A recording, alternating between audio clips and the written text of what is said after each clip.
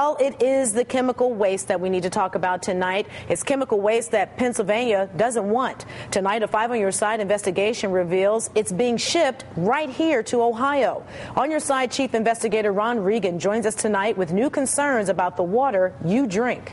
Well, Danita, almost all of the public drinking water in Ohio comes from supplies deep underground. That's why the federal government is also investigating what we found coming right across the border.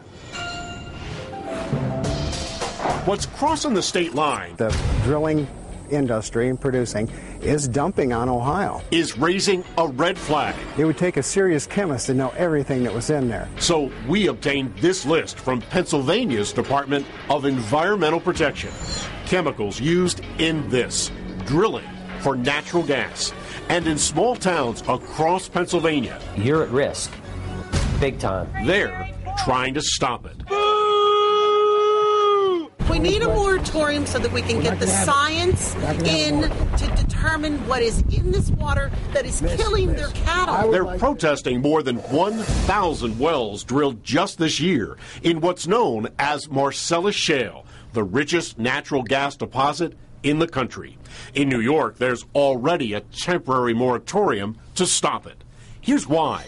This industry animation shows millions of gallons of water, and all those chemicals are pumped at high pressure deep into shale. The pressure causes the shale to fracture, and the gas starts flowing. But producers are faced with disposing what's pumped back up. And you don't want this injected into the ground here in Pennsylvania? Absolutely not. Absolutely not. Ron Gula walks the Pennsylvania farmland he says was ruined. Deer and cattle killed when the chemical mixture leaked onto his land. When you don't have clean water, you have nothing. Try to sell your property without water. His neighbors are complaining too. This is what happens when they drill.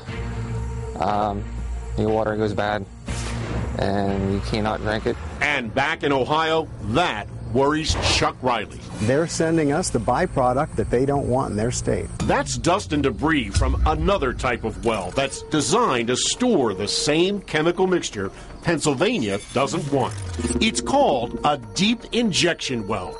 After Marcellus Shale waste is shipped here to Ohio, it's pumped thousands of feet underground. It does look harmless, but what's happening 7,000 feet deep is another story. And he's not alone.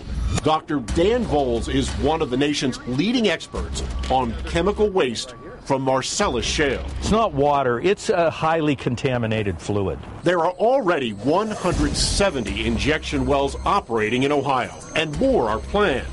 Shirley Sin is a former gas well inspector who questions whether Ohio has enough inspectors to keep pace. When there's not enough inspectors, what's the risk?